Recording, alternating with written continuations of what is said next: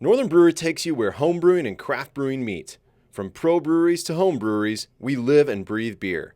Craft beer celebrities, homebrew luminaries, brew sessions, and most important of all, lots of great beer. You are watching Brewing TV.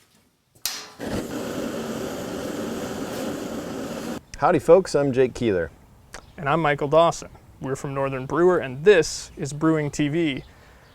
And there's something different about this Brewing TV shoot, and I can't quite put my finger on what it is. I don't know, maybe it's being outside, enjoying the summertime weather. We've done that before. Is it our matching polos? I don't think so. Feels like there's a sense of refinement in the air, a sense of maturity in the air. Yeah. Something familiar that I haven't done in a while. I don't know, whatever it is, it's given me an idea. What's that? I think I'm gonna make some wine. Why not? Why not indeed? In this episode, we're gonna talk about making wine. Why we do it, how we do it, how you can do it.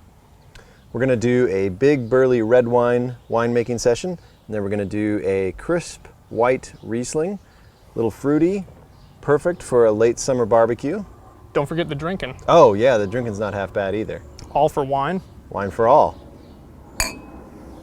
Maybe it's the polos. Maybe it is the polos.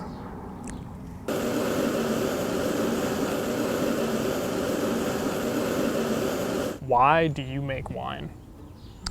You know, I started making wine shortly after I started brewing beer. So I've been doing it for probably 5 or 6 years now. And I don't make a ton of kits. I probably make, 2 or 3 a year, 6-gallon kits. And my wife really likes wine. I like wine on occasion. But more importantly, there are a lot of people in my life that come over for dinner parties or special occasions where wine is really the beverage of choice. And it's really cool to have that to serve. It's pretty simpatico with beer. Like the fermentation Absolutely. Science and everything is really similar. You have a lot of the equipment already since you're a home brewer. So Exactly. it's the same kind of pride in serving your own creation. If you had one reason to do it, I'd say because it's easy. It is pretty easy. It's super easy. I mean, not to diminish making wine from kits or from grapes or however you might do it, not diminishing that, but if you do homebrew, whether you're an extract brewer or all grain brewer, partial mash, brew in a bag, if you can do that, you can make wine. Less equipment, shorter brew session, and it's pretty straightforward. You follow the kit instructions and you yield a great product. My lager fridge is full right now, and my basement, being summer, is starting to creep up into unfriendly temps for primary fermentation. I don't need any more mead, and I'm filled up on Saison, so I want to ferment something. I want to make use of the time and the temperature and the empty carboys and buckets. So it's a great way to balance out your fermentation schedule throughout the year and make your wines in the summer. I know that's one of the beauties about wine as well, is that, something like I'm going to make tonight, a Riesling, you can turn that around really quickly, and I could have that ready to serve by the end of the summer. But something like you brewed, a big burly red wine that's going to age for a while, you can make it now in the summer, but that's going to be great off the cellar, great off the rack for years to come. So there's not this kind of immediacy like you have with beers. Like if you're going to brew a wet hopped ale or a pale ale and really hopped up, you're going to want to serve that quickly and go through it. With a wine, you can let that sit, you can let it age, let it mature. Well, Mike, before we get too deep into these glasses, let's go talk about the kit you made a couple weeks ago. Let's make the kit I've got downstairs and show these kind folks how easy it is to make their own wine at home. Cheers to that. One more drink. Yeah. And we're going to talk about what you need to get started to make your own wine. Equipment-wise, if you're already a brewer, it's a pretty short list. You need an 8-gallon bucket for a primary fermenter for your 6-gallon wine kit. If you don't already have a 6-gallon carboy, you'll need one for a secondary fermenter. You'll need wine bottles, you'll need corks, and you'll need a corking device, like Jake's top-of-the-line Italian floor champagne corker. You can get handheld models of corkers that start at about $20 on up to the Millennium Falcon here. But if you don't want to go that route and you just want to get everything in a nice, neat package, right now, we're running a special at Northern Brewer, 40% off all wine starter kits. 40%? That's stupid. Stupid good. Even if I don't want to make wine, I could buy that. And use Exactly. all the carboys and the siphoning gear and the sanitizer for my brewing, and use that sweet-ass Portuguese floor corker to cork some Belgian bottles. BTV Wine 40. That's BTV Wine 40. That coupon code is good until July 4th, 2012. But of course, you can't make wine without a wine kit. We've got kits from $60 on the way up to $150. Every style in between. Just visit our website, check out the wide selection, find out the kind of wines you like. And if, like me, you are a beer dude rather than a wine guy, northernbrewer.com/learn has style guides for all the grapes of the world and the wines thereof which are made therein. So if you're a big fan of Imperial IPA, go look for a big, burly, tannic red like California Zinfandel, or if you really like cream ale or American wheat, search for a German white, an aromatic German white like Gewürztraminer. Speaking of making wine, we should get to it. I'm gonna go sanitize my bucket, get things prepped for the wine session. While you do that, I'm going to take the good folks back in time to my own brew day when I brewed wine. Cheers. For my first wine of the summer, I decided to make a batch of Cellarcraft's Showcase Series Red Mountain Cabernet. I like this kit because I've made it before and the wine is very, very good, and because it's a large format kit. That means it costs more, but for that money, you get more juice, less dilution with water, you get some provenance for the grapes. With these more expensive kits, you can source them to a specific region or even a specific vineyard in some cases. This is from the Red Mountain District in Washington State, and it has a lot of cool bells and whistles. This kit uses a multi-stage oaking process, and it also includes actual grape skins to add to the primary fermentation. First, unpack the box, double check your instruction sheet to make sure all the components are there and everything's accounted for. Let's make some wine. This kit, like most kits, starts by adding bentonite to a bit of water in the sanitized fermenter. Bentonite is a fining agent that will help the wine be clear enough to bottle after just a few weeks, so you can age the wine in bottles and not take up fermenter space for months or even years on end. Open the cap off the bag of juice. There are tools to do this. I don't recommend using a pocket knife. You can cut your finger pretty good. Then you can fold the flaps of the box into sort of a collar for the spout. That's good design. Then you can pour all the juice into the bucket. Be careful to make sure you don't spill the juice, although spills do happen. So do this in a basement, garage, or a kitchen with a linoleum or wood or tile floor, something like that. Not on your antique Persian carpet, citizens. The juice, obviously, is the fermentable sugars for our must. Just like a jug of liquid malt extract, there's some good stuff left in the bag. Some dissolved solids from the grapes that were used to make the juice and concentrate. So we fill it with a little water, swish it around to dislodge those good solids. Add that into the fermenter as well. Then we need to top up the kit to 6 gallons total volume. With these large format kits, you're only going to need to add a couple gallons of water at most. With the smaller format kits, which are less expensive because they're more concentrate, less juice, you'll need to add more water. The most important thing now is to mix the must very well to make sure that really high gravity juice and concentrate gets blended with the low gravity water that we use to top it up. Jake is going to downplay how important this is. Don't listen to that guy. I am a big fan of drill-powered stirrers versus hand stirring because they are easy, they're faster, and they do a better, more thorough job of mixing. This 3-prong wine wand is the best one I've personally used.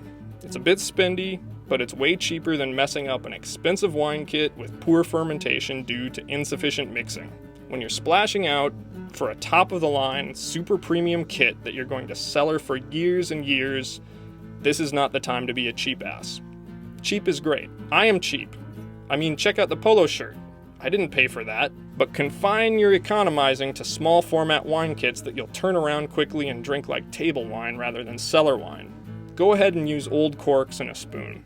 So after the must is thoroughly stirred with the wine wand, it's time for me to add the bag of grape skins. Sanitize the equipment, and a pair of gloves. Gloves are really nice for this. Fermentation on actual grape skins, I love this, because this is where the fermentation traditions of beer and red wine start to diverge. It feels ancient, primeval. It's kind of like using dry hops. You can let the grape skins swim if you want, but I have found that siphoning is much less of a headache if you bag them. And as the skins macerate in the increasingly alcoholic must, they'll leach out tons of flavor, color, and tannin. Much more than you get in a kit without the grape skins. Super premium kits like this Red Mountain Cab are not cheap by any means, but the wine they make is unbelievable. And with the grapes, it's as close as you can get to vineyard winemaking, but you never have to wait for harvest, and you don't need a press or a crusher or destimmer or big expensive equipment like that to do it. So with the grapes in, it's time to take our gravity. The OG for this wine is 1092. It will probably actually go up a little bit as some of the sugars contained in the grape skins start to leach out into the wine. So it'll probably be a couple points higher than that for an actual number, but for our purposes, 1092 is what we're going to say. Based on your kit's instructions, you may or may not add oak at this point. For this one, we add 2 packs of oak chips. Oak in primary fermentation is just kind of a quick and dirty way to get some oak character into the wine kit. You can forego the oak in primary if you like, and add extra oak to secondary, or even age it in a barrel if you prefer. But since this is going to be fermented entirely in plastic and glass carboys, we're going to go full on oak in the primary. Stir it well. I'm using a spoon for this because the must is already mixed, and I don't want to coat my prongs on my wine wand with a bunch of oak powder and thereby remove it from the must. It's a little easier to knock them off with a spoon. With the oak stirred into the must, last step is to add the yeast. Since I'm a good little monkey and follow the instructions to the letter, open the pack of dry yeast and sprinkle it directly on the surface. If you substitute liquid wine yeast, or you made a liquid wine yeast starter, or you want to rehydrate your dry wine yeast, citizens, then you know what to do. Pitch it wine style. Once that's done, seal up the fermenter with an airlock and lid, and move the bucket to an out-of-the-way area. Primary fermentation for most wines will be complete in about 1 week. Wine yeast tends to work very quickly, especially if you keep the fermentation nice and warm. For kits like this Red Mountain Cab, which have the grape skins, you need to take the lid off once a day for the first few days and punch down the cap. You need to keep the skins submerged and in contact with the must to extract what we want to extract from them. So when fermentation is ended, the hydrometer reading is constant. Most wines will finish at around 1.000, give or take 10 points on either side. Once you've recorded the gravity, it's time to remove the bag of grape skins from the must. If this were a full-on batch of fresh grape red wine, we'd put this in a press and squeeze it. As it is, we're going to take our sanitized Blickman brewing gloves and squeeze the bag. Squeeze the bag. Grow up, citizens. Squeeze the bag. Get all the good stuff out of the bag. Why are you laughing? That's not funny. We're making wine. You need to be serious. Squeeze the bag and then discard the bag. When we have that hydrometer reading, it's time to rack into a carboy for secondary fermentation. Just like with homebrew, maybe even more so because of the shelf life we want to achieve, you need to minimize the wine's exposure to oxygen. Keep that siphon smart and silent and without splashing. You want the carboy as full as possible. Some kits like this with the grape packs will have a little extra pectic enzyme to add at this point. Helps break down any remaining compound from our grape skins. Just gonna stir these in with the end of a sanitizing spoon. And we're kind of degassing some wine here, as you can see. There's a lot of dissolved CO2 in suspension, and it can foam out. That's okay. Once it settles down, we'll put an airlock on and move it back to the fermentation area. Follow the kit's instructions. Every brand is a little bit different. This kit's going to rest in secondary for a few more days, after which point we'll add some stabilizers and clarifiers, rack it one more time, It'll sit in the tertiary carboy for a few weeks, and then it will be ready to bottle. Hopefully we can show other parts of this process, including bottling, in a future episode. And if the stars align, we'd love to try making a batch of wine with actual grapes. But for now, this wine is set, so let's go back to Jake's basement, where I am about to learn there is no such thing as a free lunch. Come over here. I'm getting put to work. Come here. I'm supposed to be supervising. Come here. Come over to Jake Keeler's house. This is always what happens. Here, you want me to do this for you too? No, I'll take it off your hands. No? The camera shamed him into it.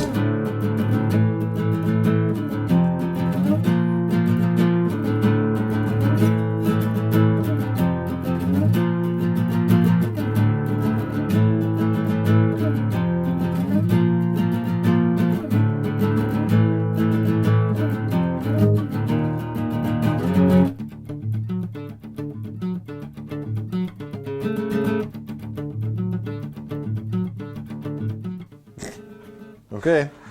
Well, now it's so funny because like every time I do this, it's like, is that really all I have to do? Yeah, no, I know. I don't think it's right. It's like my honeymoon. It's over before you know it. I don't need no fancy wine wand. I got a hand, I got an arm, and I've got a spoon.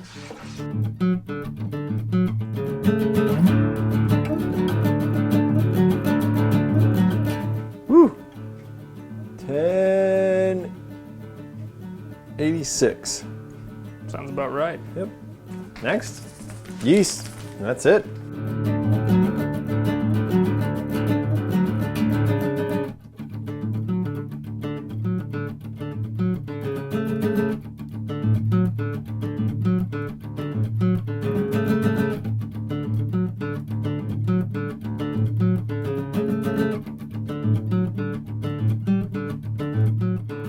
Blam!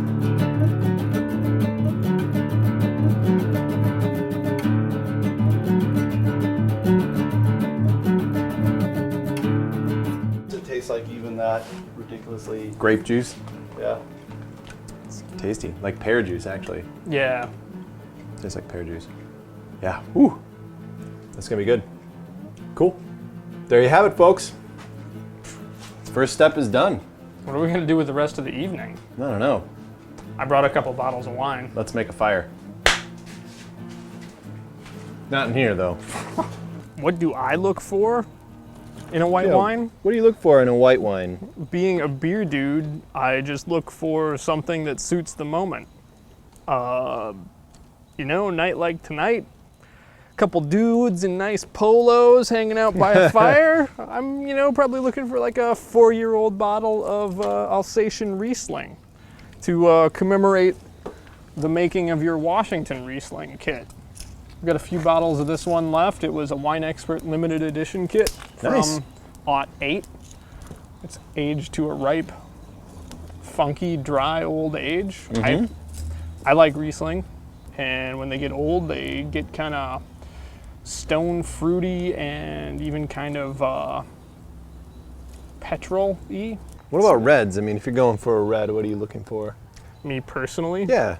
being a beer dude, I usually tend to go for the big, the burly, Yeah. the aggressive. So do I. Lots of tannin, Yep. lots of oak.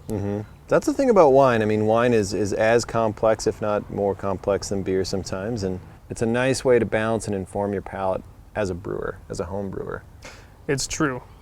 And it's not mutually exclusive. I went to the Winemaker magazine conference in Sonoma several years ago, home of Russian River Brewing, among many others, and there was a phrase that got kicked around a lot, both at the conference and in the environs in Sonoma Valley, one of the great winemaking centers of California. And lots of people told me it takes lots of good beer to make good wine.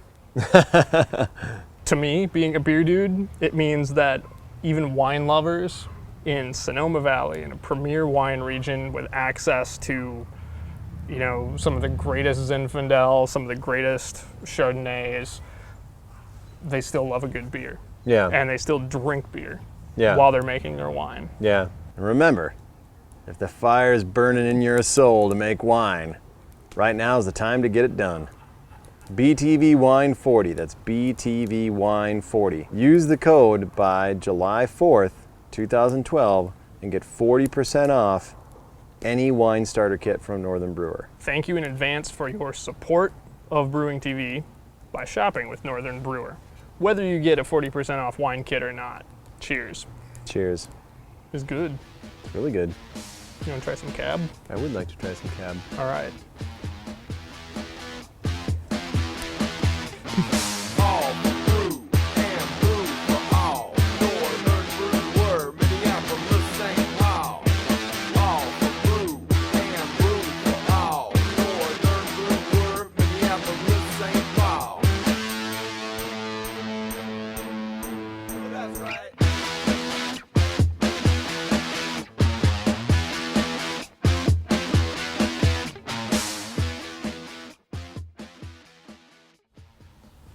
Howdy folks, I'm Jay Keeler. And I'm Michael Dawson. We're from Brewing TV, and this is Northern Brewer. You're confused now. Sorry, guys. It's okay. Well, Mike, before we go to... I got this, man. Just watch this. This is going to get all crunk in this Cabernet here. Everybody wine up in here. It's kind of like a good summer. It's a good summer beer. I've always thought of Rieslings as a really It's also good good summer beer. wine, too. Oh.